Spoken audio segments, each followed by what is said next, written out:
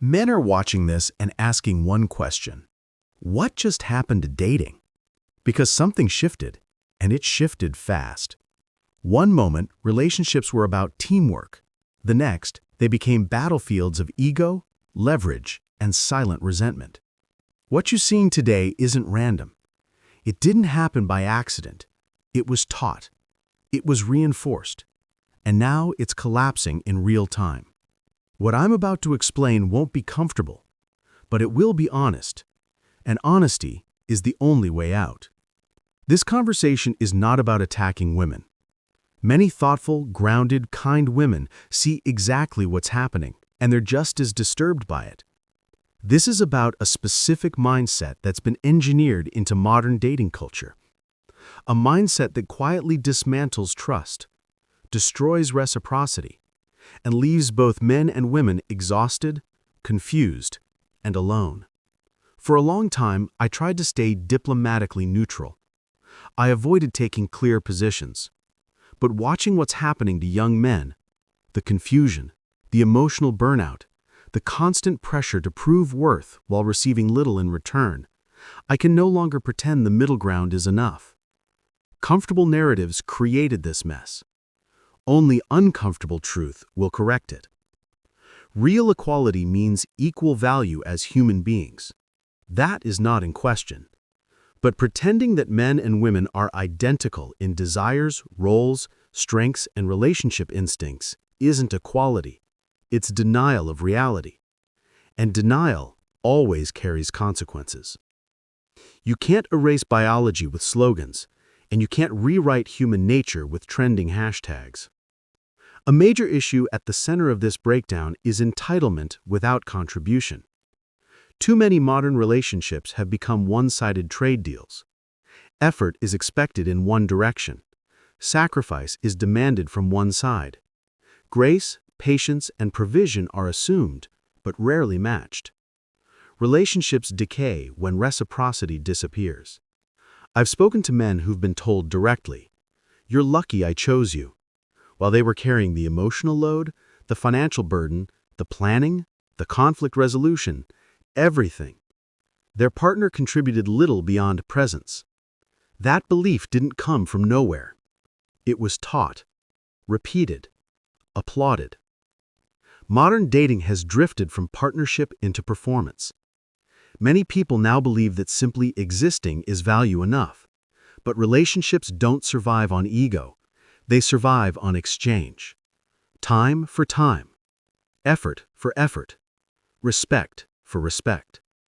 The earlier movements that pushed for legal and workplace equality served real purpose. Those victories mattered. But the modern version of the ideology drifted. Instead of balance, it often pushes hierarchy. Instead of cooperation, it often fuels competition. Instead of shared accountability, it often promotes permanent victimhood. This has created a dangerous emotional script. One side is always owed, the other is always in debt. Guilt replaces connection. Leverage replaces love.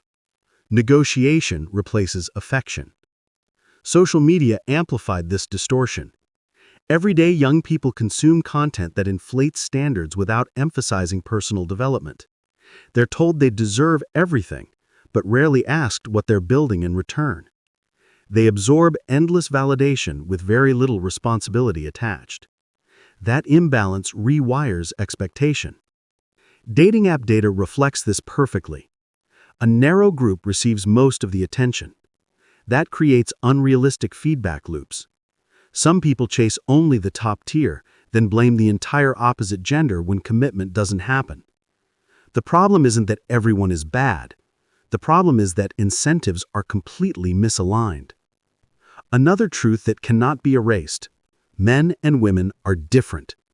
Not superior or inferior, different. Different timelines, different drives, different attraction triggers. Denying that doesn't make society more fair. It makes it more confused. When reality is suppressed, dysfunction becomes normal. Many men are responding with what I call defensive dating. They're slowing commitment. They're vetting harder.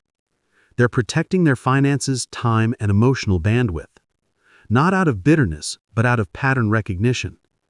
Once burned enough times, caution becomes wisdom. What's happening now is quiet separation. Not loud protests, not public movements, just silent withdrawal. Men choosing peace over chaos, building alone, traveling alone, choosing solitude over constant negotiation of their worth.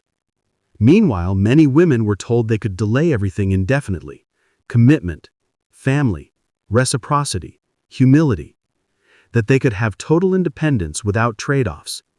That message sounded empowering, but biology never signed that contract. And biology always collects eventually. The result is a growing cultural split. On one side, resentment, confusion, loneliness, blame. On the other, people rebuilding older values with modern awareness: mutual respect, complementary roles, shared responsibility, emotional safety. The most important psychological pattern here is accountability avoidance. When everything becomes society's fault, growth halts. When every disappointment becomes oppression, self-examination disappears. Without self-correction, no individual or culture can evolve. Now here's the hope. Not everyone bought the illusion. Many women are quietly opting out of the entitlement narrative.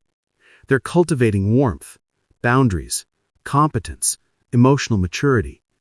They're choosing partnership over power, and they're finding stable, devoted relationships as a result.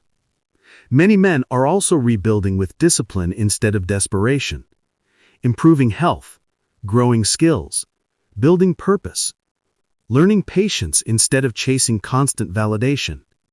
These two groups are finding each other. What replaces the old system